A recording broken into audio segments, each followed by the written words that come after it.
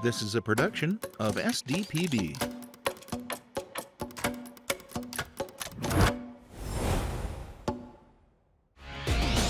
Coming up on Game Time, as the season heads into the stretch run, which teams have surprised us so far? Can they sustain it heading into the playoff push? Plus, we'll have more game changers. Who's been lighting it up across the state? And as always, we'll get you set up for some of the top tilts coming up in the next week. All coming up next on Game Time. Game Time is supported by the South Dakota Career and Technical Student Organization Center.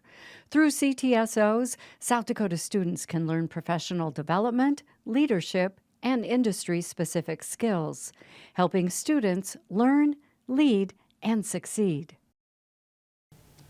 Another week of Game Time here at SDPB. I'm Nate Wek, joined as always by Jason Andera. And Jandy, we spent a lot of time last week really going through the lineup for the boys' side of the Hanson Classic. We were excited about a lot of these matchups, and frankly, it didn't quite disappoint.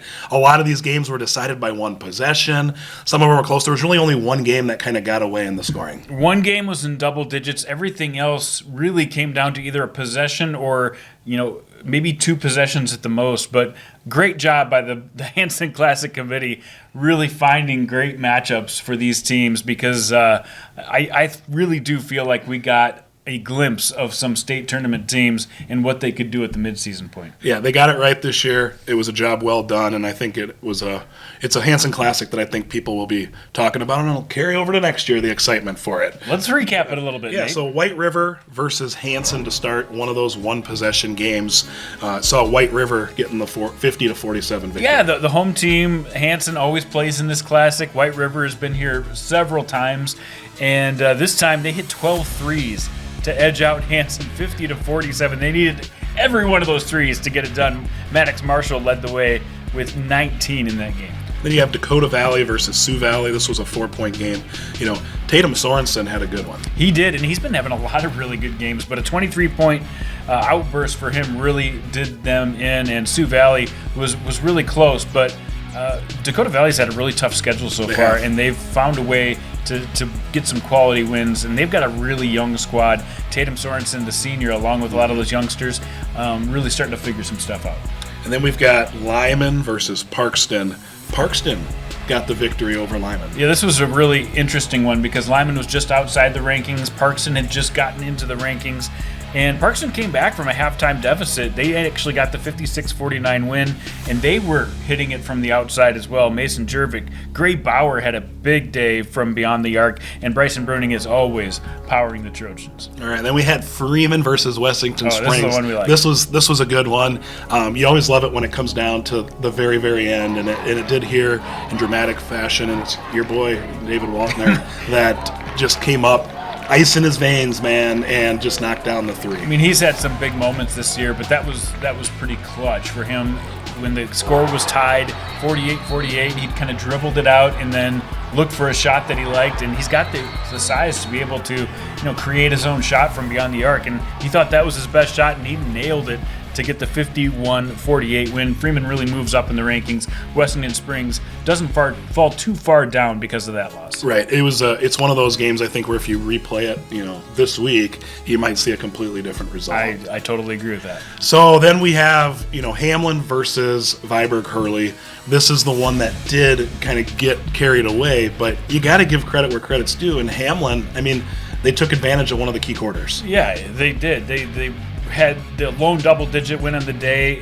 It was a huge second quarter for them that really helped the Chargers pull away in this one. And Jackson Wadsworth has continued to have big game after big game. In fact, we're going to talk a little bit more about him in Game Changers for what he's been doing lately. And Viborg Hurley, they've had a really tough schedule and finally ran into a team, a top-tier Class A team, for them to finally get their first loss of the year. So props to Viborg Hurley. They're still on the right track. And then you had Lennox versus St. Thomas More. This one, just a 2-point game. Yeah. Lennox, comes out, edges it out. But again, this is another one of those matchups where play it this week and it could go the other way. The athletes were definitely on display in this one. And you saw some of the crazy dunks in this game from Lennox. It was back and forth all game long. Lennox led actually by as many as 17 points early, but St. Thomas More continued to close that gap as the game came on. And that's a good sign for St. Thomas More because they're not built to make big comebacks. So for them to be able to close this game after being down 17 was huge. But in the end, it was Aiden Hansen and company for Lennox to get it done. All right, and then this was one we were really looking forward to. Yeah, this is big big time. It was West Central versus Clark Willow Lake. We were wondering, is Connor Mebius going to play for the Trojans in this game? And he did play, and he contributed as well, and it was West Central at the end of the day that came out with a narrow victory. He didn't look like he was bothered at all, but he was playing through some big-time pain, and what he did was a huge difference maker in this game. We knew the defense would be on display for both of these two teams, and it really did turn out to be a grind-em-out type of game. But in the fourth quarter, it was West Central that just made a couple extra shots. Clark Willow Lake couldn't hit those big shots down the stretch. West Central shot a much better field goal percentage, but Clark Willow Lake really won the boards. So there were real positives that both of these teams were able to take away from this game. And the thing for Clark Willow Lake, it showed that they can play with the big boys. I think that was a huge confidence boost. They're not going to say that because they're super competitive. They wanted to win, but I think this is a huge step up for them. Yeah, I think so too. And when you have a game like Clark Willow Lake did where you shoot, about 40% from the field, to be able to make up for that on the defensive side and winning that rebound battle, giving yourselves a chance. If you shoot just a little bit better, you're right there. Exactly. And Will Cool had a game, but Sully Feldberg didn't let him totally go off. 17.6 boards. I would love to see those guys match up again, and I know there's a lot of other contenders in Class A, and we'll talk about them. Some of those played in the Hanson Classic, Lennox, Hamlin, of course, Sioux Falls Christian, but these two teams really feel like they've got a lot left unsaid. All right, and then a big ranked doubleheader. Okay, so going away from the Hanson Classic, we've got a big ranked doubleheader that took place on Monday night. Hamlin versus Lennox, boys and girls, and this was a good night. It was a good night for one of these teams. Oh, it was great. It was great to see these two teams go at it. The boys just coming off the Hanson Classic a couple of days ago. They both play in the NEC Big 12 clash that's coming up here this week for the boys and the next week for the girls. So these two teams are really challenging themselves by scheduling this extra doubleheader in between all that action. But what we had was a 2 versus 3 matchup on the girls' side. And, we've talked a lot about Lennox, and Hamlin seems like they kind of slipped in, just kind of by default to keep not losing, so they belong in the top 3. Well, they showed they're more than just a default top 5 team. They got it done. Big night from Addie Neuendorf, who is one of their leading scorers, and they got a lot of help from the rest of the team. Actually, only 4 players scored in this game, but they got a lot of help from the entire roster to get this thing done against a really athletic Lennox team. And it was a 2-point game, but the last minute, Lennox kept making shots to get it within 2, and Hamlin felt like they had control of this one. And then on the boys' side, another great matchup. Like we said, 2 teams that just got done playing the Hanson Classic, and they fought this one out tooth and nail. But in the end, it was Jackson Wadsworth's 26 points to really help them get to that 9-game winning streak. And there were a couple runs by both teams in this game, but it was Lennox who just couldn't quite get enough in the fourth quarter. Yeah, absolutely. Well, as every week, we do go through some of the top performers that we saw from the past week, and that is part of what we call the game changers. So let's go through that right now. Let's start with Trey Hansen of Vermilion. Nice week for him. A nice week for him. They went and played Sioux Falls Christian. He knew he was going to see extra defense from one of the better defensive teams in the state, and he managed to score 37 points, Nate. That was huge. Not enough for a win, but a huge game for him. Another 30-point game. David Hone of Ethan went for one of his team's 49 points in a win over Corsica Stickney on Thursday. And then Thielen Kierstad, we keep talking about this guy, but he filled it up again, Nate. Yeah, what a week for him. 14 trays in 2 games, 34 points and 9 assists in one of those games. Another 34-point game against Custer over the weekend. Yeah. If you keep putting up performances like that, you're going to be on the game changers every single week. He has been phenomenal, one of the big bright spots in Class B. Brady Schroedermeyer makes his weekly appearance, a pair of 20-point games for him, 26 and then 23. How about Colton Smith? He scored 16 points and dished out 7 assists, which is almost good enough to make the list. But when you get 21 boards in a game, yeah, let's put him on the list. Yeah, I love that. We talked about that a week ago when we start seeing some of these 20-point rebound performances from, the Wilkinson kid out of DeSmet, right? Well, now we're seeing it also at the AA level from Colton Smith. Yeah, got to love it and got to appreciate it when you see a kid working that hard to get the ball. Didn't quite get the victory, took overtime, but he did have a game worthy of this list. Brant Wassenaar, he continues to get more and more notoriety in the recruiting world just as a junior now, not only for football, but now for basketball. And he's showing why. 31-point performance in that win over Vermilion. He has been an absolute stud. And then Grant Wilkinson, another guy who's been on this list, I think, every single week. But look what he did, Nate. 44 points. Put 44 points in against Dawson Boyd at the DVC shootout on Saturday. And last night we had a couple of big performances on Tuesday, starting with Sam DeGroat of Lincoln. 34 points against his crosstown rivals in Washington. Game that was close for a while, but they really pulled away at the end. Blake Elwine had a big night at the Sanford Pentagon, 23 points, 12 boards against their rivals in Mitchell, and then a 27-point performance by Wesley Whitler of Sully Buttes in a big win against a team that was ranked in a class above them in Stanley County. That's just a few of the great performances that we saw and on the boys' side. All right, and then on the girls' side, we always have great performers on this side too. We're going to maybe see some repetition over the weeks on this side too, but what'd you like on the girls' side? Well, how about Hazel Luthmers? Played a lot of tough games so far this year. They had another overtime win against Hills Beaver Creek, and most of that due to what Hazel did, 26 points in that win for DeSmet. Olivia Paget, we talk about players that make this every week. She had another big week, Nate. Yeah, she did. 30 points against Pierre on Thursday, and then 21 over Aberdeen over the weekend as well. I mean, that's just consistency. She's averaging almost 30 a game. She is. So, yeah, when you see a 21-point performance, you go, oh, a little bit of an off night, but there's tons of players who would kill to have a night and they like were that. up by 30. She didn't have to play most of the second half, so take that into consideration. Absolutely. And then you got, Kinley Spans out of Trip Delmont Arbor, 25 points, 6 boards in the win over Gregory. Yeah, another big performance for her. How about Blake Thompson at Mobridge Pollock? I actually missed her performance last week, so I'm going to include it this week. A 31.7 3-point shot game against Cheyenne Eagle Butte for her. Omri Vandervorst, another big week for her for North Border, one of the top scorers in Class B, went for 25 and 9, almost a double-double. Another one that just makes their living on this list, and it's Ashlyn Kopel, of course, from Wagner, Tuesday night with a 25-point, 24-rebound game against a ranked team as they took out Corsica Stickney on Tuesday night. Well, we are going to dive into some of the mid-season surprises. But before we do that, real quick, we do need to give a congratulations out to a fellow South Dakotan who will be playing in the Super Bowl here in about a week and a half, and that is Gray Zabel. Obviously had a phenomenal career with the Pierre Governors, goes on to play for the Bison in North Dakota State, had a phenomenal career there as well.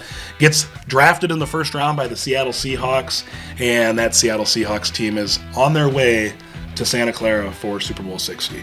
He has worked so hard, and every time you kind of see him in the national news, he's doing something crazy. Last week they featured him in one of the pregame shows that he was giving advice to his own defensive linemen on how they could better get to the quarterback, and it worked. He continues to work every play till the very end of the play. You'll often see him make his own block and then go over and find another pile to jump on or to push the pile forward. He has been absolutely phenomenal, and you're right, both of us remember watching him in high school. He was a standout baseball and basketball star, but on the football field, he was part of some of the best teams that Pierre had through that dynasty that they're currently in. Yep, his 2019 year, his senior year for the Pierre Governors, he was named outstanding lineman in that game. And that was the year that the state football championships got moved to Brookings because of the renovations at the Dakota Dome. So it doesn't seem like that long ago, but you start adding up the years and you're like, oh, it has been a few years now since he was playing high school ball for the Govs. But tremendous job, and we all look forward to watching him play at the Super Bowl here in a couple weeks. Yeah, I don't know if you're rooting for a certain team. I don't, it doesn't matter who you pull for, but pull for Gray, because he is a great kid, and it's great to see what he's doing on the national level. The last time a South Dakota kid made the Super Bowl. I think it was Dallas Goedert Yep. a couple years back for the Eagles. So this is really a kind of a rare and cool thing. It absolutely is. Well, let's get to some of these mid-season basketball surprises. We did this with football as well, and it made sense to do this for basketball because all those preseason rankings, they come out. We kind of judge a book by its cover right away. We don't really know what to expect. Now we've got some good data from the first month and a half here of the season, and now we can sort of start making a little bit of a judgment as to maybe some teams that went under that initial radar. I totally agree. This is definitely a good exercise, and we'll still see if they have enough to prove totally Absolutely. what we said was wrong about them in the preseason in the second half push. But hey, we'll give you some props for this first half. And one of those teams will start with Boys AA, the Roosevelt Rough Riders. Not getting a lot of love in the preseason poll. They were the 9th most, and I think the only votes they got maybe was from me, Nate, to be honest with you. But I believed in this team, and they're starting to really show what they can do on the court.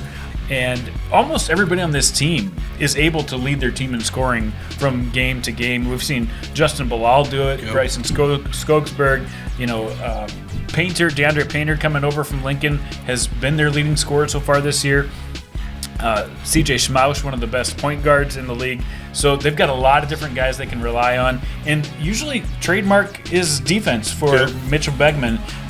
They haven't actually had one of the best team defenses yet, so I think they still have room to improve in that category. So that defense is the one thing week or day by day, game by game that you got to have consistency. And I think they definitely have an ability to even get better in that.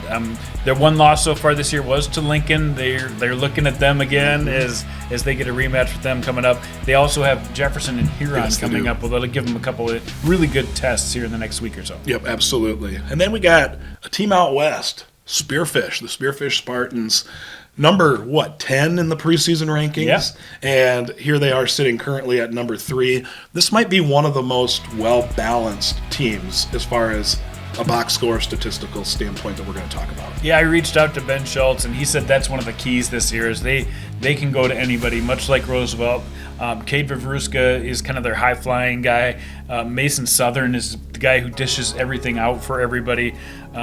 Cam Davis, Bennett Corton, Cooper Gibbs, all these guys really provide a punch. And when you have a whole team that you can't take your eyes off any of them, it really does make a difference.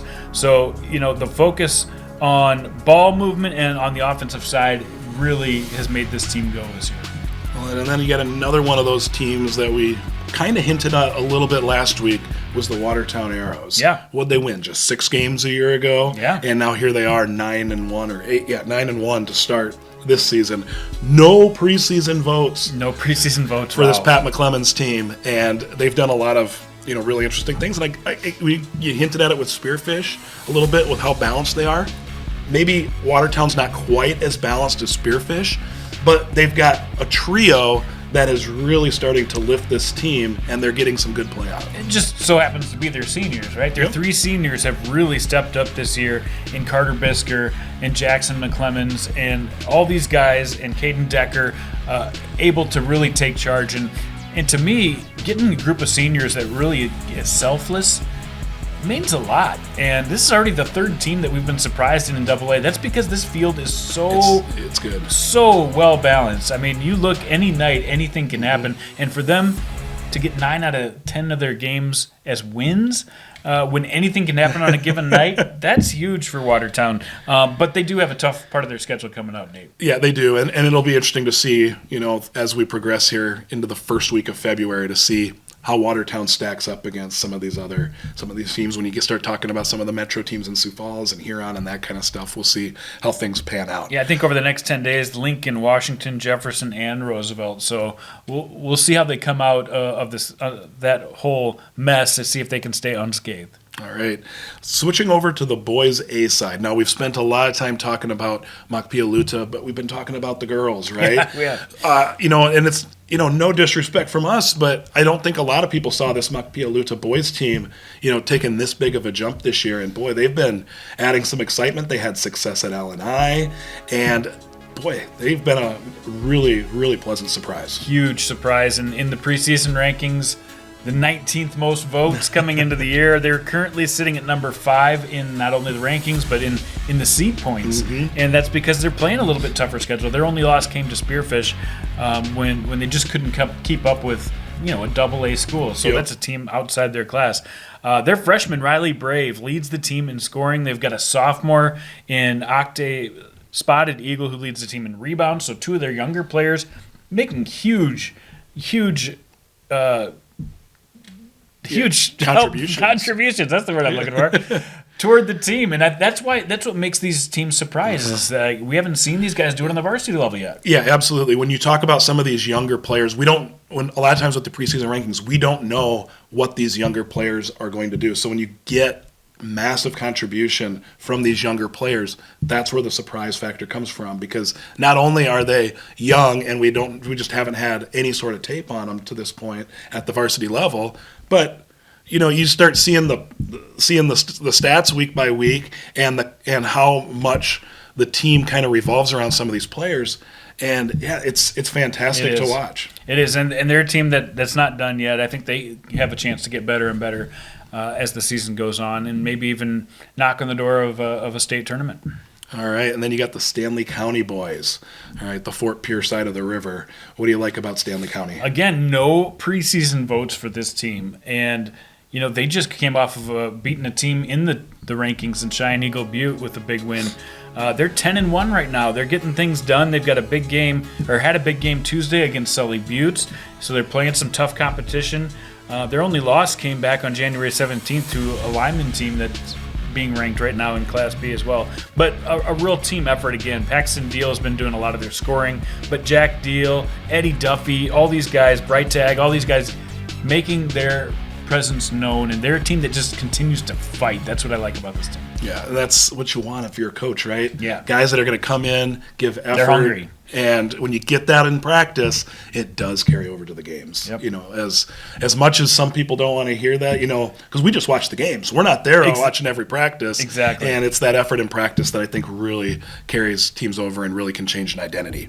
All right, the B side of boys. Estelline Hendricks, preseason 18, right? Yeah. And now they've had a couple losses on the year, but they're, right in there in that top 10 because Class B, in the A, we do seed it out in our votes every week for the top 10, and they're just on the cusp of that. Just on the outside, Kyler Carlson, a guy who can hit from the outside this year, is showing he can do more than just shoot from the outside.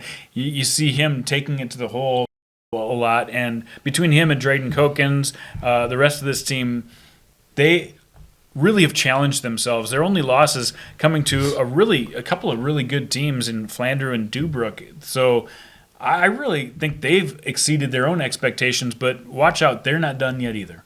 All right, and then we've got the girls' surprises. We'll start with Double-A. Aberdeen Central, it's the second year of Peyton Burkhart being that head coach. Sister Lauren Burkhart is obviously one of the most exciting girls basketball players that we currently have in the state. They've been rolling, and their only losses is to an out-of-state opponent in Minot, and then O'Gorman and Brandon Valley. Yeah, this is probably not the time they want to be lifted up right now because they're just coming off of, getting clobbered for 2 games in a row, but look at their whole season so far. They have definitely exceeded expectations. Came in as the number 8 team in the preseason polls. I would argue, and we'll see because they play Washington, that they're right there with Washington, right outside those top 2 teams. The guard play has been a little bit more inconsistent than the front court. If they can get that guard play together, and they have in certain games this year, they become a really tough team to beat. Yeah, they do, and we saw how close they got last year to a state. The state tournament, losing at a three-quarter court half heave, to Jefferson there in the Sodak. But the team's hungry, and you would certainly expect that hunger to continue here the second half of the season. Clark Willow Lake on the A girls side. Yeah, again, we talk about the other side a lot with the boys, but the girls getting it done. They were preseason 13, and now they're up to 10-1. Number 7 in the polls right now. They lost their opener, but haven't lost since then. And again, they're doing it with a lot of young players who have really stepped up. Yeah, and then you look at those wins. Millbank, DeSmet, Groton, Flanger, Aberdeen, Roncalli. They also have obviously some stuff coming up on the schedule too here in February that will maybe tell us a little bit more about them. But great job for them to kind of get kicked in the mouth right out the gate, and then change gears, and now they're kind of on this momentum run. That's what you want, and Andrea Begeman's done a great job kind of leading this group, and they're going to get better and better. All right, and then we got to talk about Lennox, right? We got to talk about the Lennox Orioles. Everybody, I think at the beginning of the year, we were talking about Sioux Falls Christian and Mahpia Luta on the A side and what those two teams might look like here in the 25-26 campaign. And then here come the Lennox Orioles, sort of out of nowhere. 9 in the preseason poll, like wasn't really expected. Exactly. Right, maybe a fringe state tournament team at best.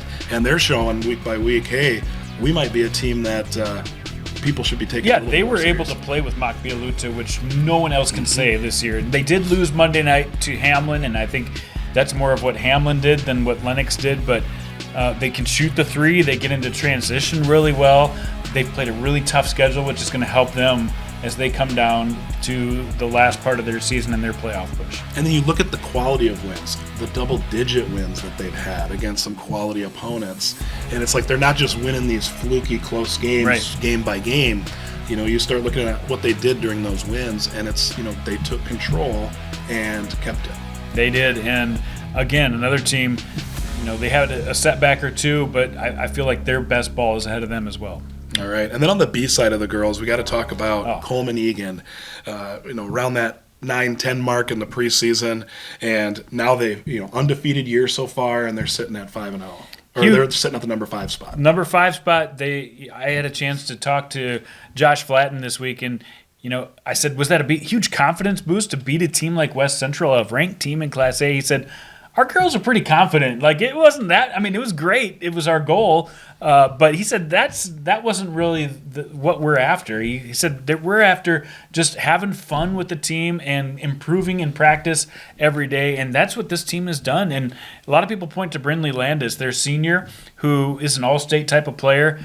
But it's a team effort with these girls. And again, they've got Brindley, who's a senior, and a lot of underclassmen that are doing some big roles in this team. I think this Colman-Egan team is one of the teams we're not talking about enough in Class B. All right, then you got Gayville-Volin, right? We've seen their volleyball program really start to bolster up here the last few years. And, basketball really wasn't a team that anybody was considering, and they're flirting right now within those top 10 rankings. Yeah, they've come from, barely getting a vote in the preseason to now really being seriously considered to be in the top 10. Their only loss has come to Chester so far. They've taken down Centerville. People don't realize that they're still below Centerville in the rankings, but they beat them head-to-head. Yeah. So I think they're probably looking at that saying, do you guys know what you're talking about? Right. And I think, with wins against Dubrook and Irene Makonda, that this team continues to show what they can do. And Taylor Hoxing hitting those big threes for them, and a lot of those volleyball players doing a great job on the basketball court, too. We've seen all these surprises early. Wait till we see all the surprises that are in store for us in February and early March. All right. We'll be here for it. We're looking forward to it.